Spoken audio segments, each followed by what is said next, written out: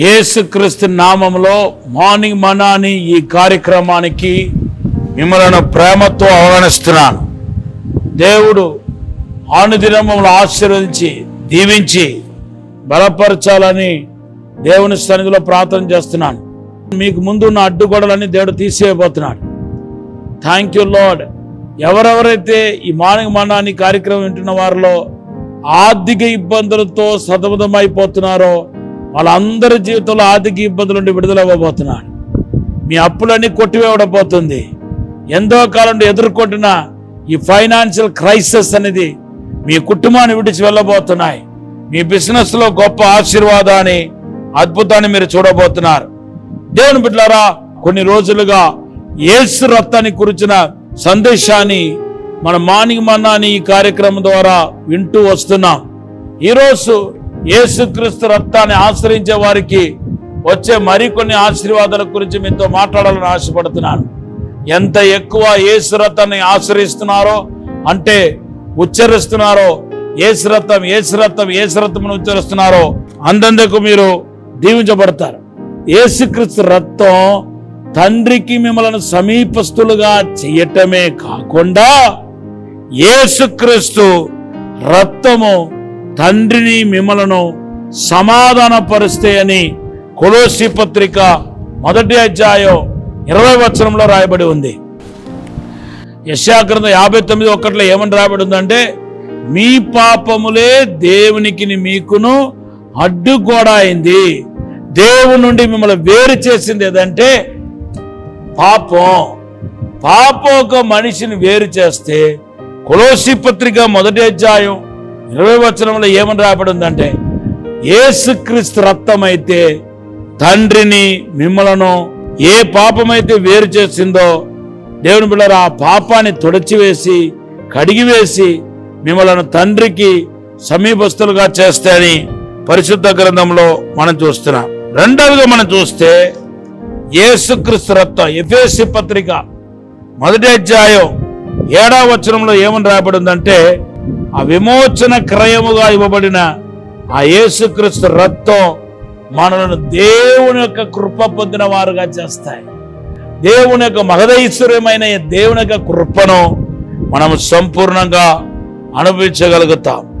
ఎంత ఎక్కువ యేసు రక్తాన్ని గణపరుస్తామో అంత ఎక్కువ మనము యేసు రక్తంలో వచ్చిన ఆశీర్వాదాన్ని మనం అనుభవించగలుగుతాం. మూడవదిగా ఎబ్రీ పత్రిక 9వ అధ్యాయం 22-23లో ఏమని రాయబడి ఉందంటే, సమస్తము దేవుని యొక్క గొర్రె పిల్ల రక్తము చేతనే శుద్ధీకరించబడాలంట. ఇది పాత నిబంధనకి సంబంధించిన వాక్యాన్ని, పాత నిబంధనలో ప్రత్యక్ష గుడారానికి సంబంధించిన వాక్యాన్ని పరిశుద్ధ పౌలు కొత్త నిబంధనలో మాట్లాడుతున్నప్పుడు సమస్తము గొర్రె పిల్ల రక్తము చేత శుద్ధీకరించబడాలి అంటున్నాడు. మీ జీవితంలో మీరే కాదు, మీకు సంబంధించిన సమస్తము, మీ బిజినెస్ ఏమి, మీ కుటుంబం ఏమి, అన్ని దేవుని యొక్క యేసుక్రీస్తు రక్తం చేతనే కడగబడాలి, శుద్ధీకరించబడాలనే విషయాన్ని మర్చిపోవద్దు. తర్వాత నాలుగవదిగా మనం చూస్తే యేసుక్రీస్తు రక్తం వలన అతి ఉన్నతమైన స్థానంలో ప్రవేశం మనకు దొరికింది. అది పరిశుద్ధ స్థలానికి మనం వెళ్ళగలుగుతున్నాం. ఎబ్రీ పత్రిక 10వ అధ్యాయం 19వ వచనం మనం చూస్తున్నాం. పాత నిబంధన కాలంలో కేవలం ప్రధాన యాజకులు మాత్రమే అతి పరిశుద్ధ స్థలంలో ప్రవేశించేవాళ్ళు, అది కూడా సంవత్సరానికి ఒక్కసారి. కానీ ఇప్పుడైతే యేసుక్రీస్తు రక్తం మనకిచ్చే కాన్ఫిడెన్స్ ఏంటంటే మనలను ఏకదాటిగా అతి పరిశుద్ధ స్థలంలోనికి ప్రవేశించగలుగుతాయి. దేవుని నామానికి స్తోత్రం చెప్పండి. హల్లెలూయా. చివరిగా ఒక మాట చెప్పేసి నేను ప్రార్థన చేయబోతున్నాను.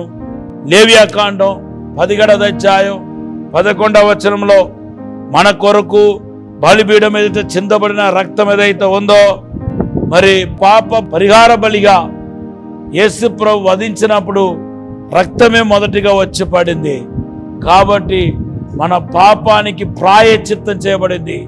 ప్రాయశ్చిత్త రక్తం, ప్రాయశ్చిత్తం కింద యేసుక్రీస్తు యొక్క రక్తం సిలువ నుండి చిందించబడింది. కాబట్టి దేవుని బిడ్డలారా, ఈ రక్తం వలన మనం విమోచించబడుతున్నాం. రక్షించబడుతున్నాం. ఈ మాటలన్నీ దేవుడు దీవించునుగాక. యేసు రక్తం మీ జీవితంలో క్రియ చేయనుగాక.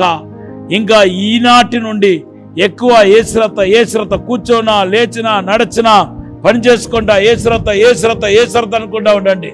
గొప్ప ఆశీర్వాదాన్ని, మేలును మీ జీవితంలో చూడగలుగుతారు. ఈ మాటను దేవుడు దీవించునుగాక. ఆమేన్. పరిశుద్ధము నమ్మకమైన పరలోక తండ్రి, ఈ నామానికి స్తోత్రం ప్రభా. యేసు రక్తం ద్వారా వచ్చే ఆశీర్వాదాల గురించి మాతో మాట్లాడుతున్నారు ప్రభా. ఇప్పుడే కడగండి, పరిశుద్ధపరచండి, శుద్ధీకరించండి ప్రభా.